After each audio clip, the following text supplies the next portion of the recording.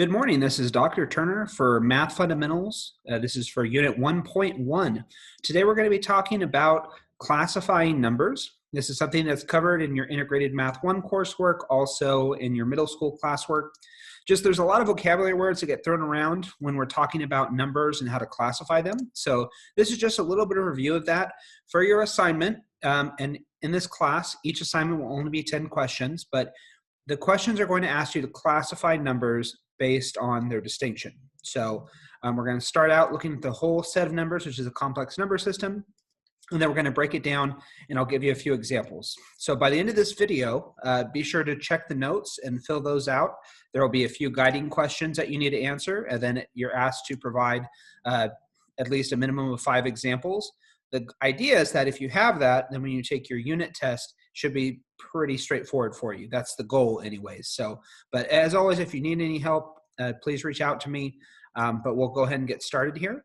So with the number system, we start out with what's known as the complex number system. So in math, at least anything that you're going to do between now and college, we have the entire set of numbers that we refer to again as the complex number system. In the complex number system, we have 2 categories.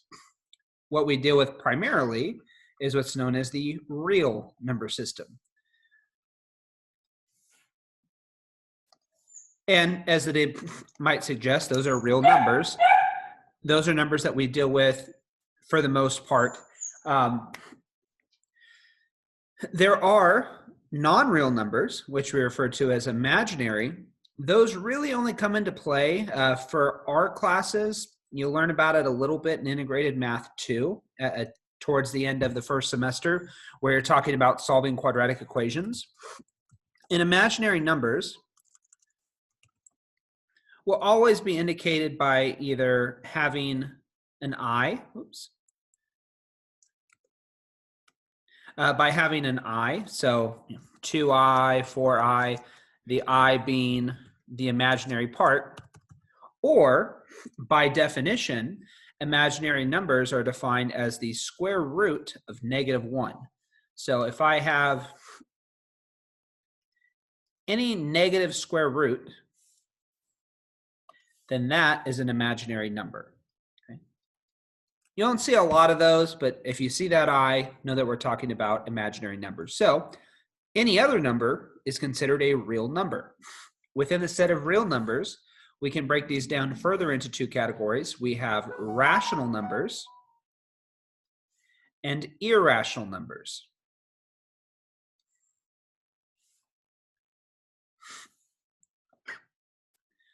So rational numbers are numbers that can be written as a ratio. Irrational numbers are numbers that can't be written as a ratio. So the most common example of irrational numbers are square roots that don't have an even root. So for instance, if I gave you something like the square root of 4, you should know that that is 2. The square root of 9 is 3, etc. But every square root in between those values, a square root of 5, 6, 7, and 8, every square root that doesn't have an even value, that's an irrational number because we can't express it as a ratio. If I were to try to do the long division or try to rationalize that out, or if I use my calculator, you would get a decimal that is non-repeating and non-terminating, meaning the decimal goes on forever. Therefore, that is an irrational number. So anytime you have a decimal that is, again, non-terminating or non-repeating, just a random set of numbers that keeps going, those are your irrational numbers. Now on a test, like the CASP, where you're asked to classify rational or irrational, your irrational number examples are going to be either these types of square roots, where you don't know what it is, right? It's not an even number, 2 or 3. Or you could also have examples like pi. Pi is approximately 3.14159, but remember that pi also continues without end. So those are your irrational numbers. Every other type of number is a rational number. We can write it as a fraction because it is terminating, it ends. So within the set of rational numbers, then we can break that down a little bit further. Inside the set of rational numbers, you have a bunch of numbers, but in the subset of rational numbers, you also have what are known as integers.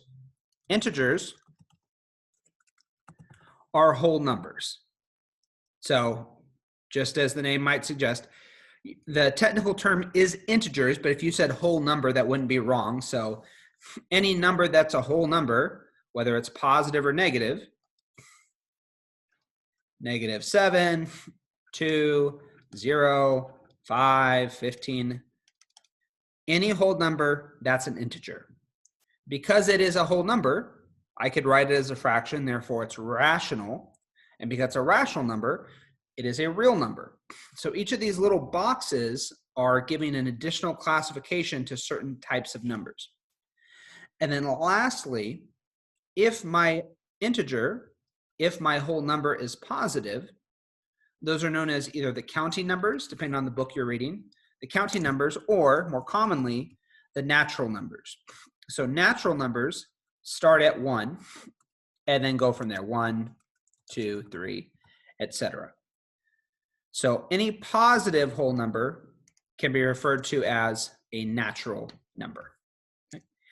So that's pretty much it for your assignment. I'll give you a number at random. There'll be 10 questions, and you're going to tell me what classifications apply to that number. So I'm going to give you a number. You need to be able to classify it for me. So, for instance, and with Zoom, I can't really like go back in and back out, but let's give me a little bit of space here. Let's say I give you 2/3. Okay, 2/3. That's a fraction. Therefore, it is a rational number. It's not a whole number though, so you could say that this is a rational number. That's a fraction, and because it's a rational number, that means it's a real number as well. You want to read the directions carefully when you're taking a test. Sometimes it'll ask you for the most specific classification, in which case you would just tell me, like in this case, it's rational. Or it might ask you, give all the classifications that apply. And usually on a CASP test, they'll give you little check boxes and you have to check each one that applies. So be careful with that. For mine, I'm okay with either. Again, there's 10 questions, and remember that those 10 questions, out of that question bank, half of those are going to end up on your unit test. So if you have questions or need help on any of the assignment questions, please ask me before you take your unit test. -5, okay, that's a whole number, so I could say that it is an integer. And because it's an integer, it's rational, and because it's rational, it's real. But again, depending on the directions, you may have to just give the most specific classification, or it might ask you to list all of them. For my class, I'm okay with either. Let's say I have 2. Well, 2 is a natural number, and because it's natural, it's an integer, which means it's rational, which means it's real. And if I have a square root that I don't know the answer to, like square root of 10, that's between square root of 9, 3, square root of 16, 4. Therefore, that would be an irrational number. Okay. That's it for this lesson. If you have any questions, please reach out to me. Otherwise, have a good day, and I will talk to you soon. Bye.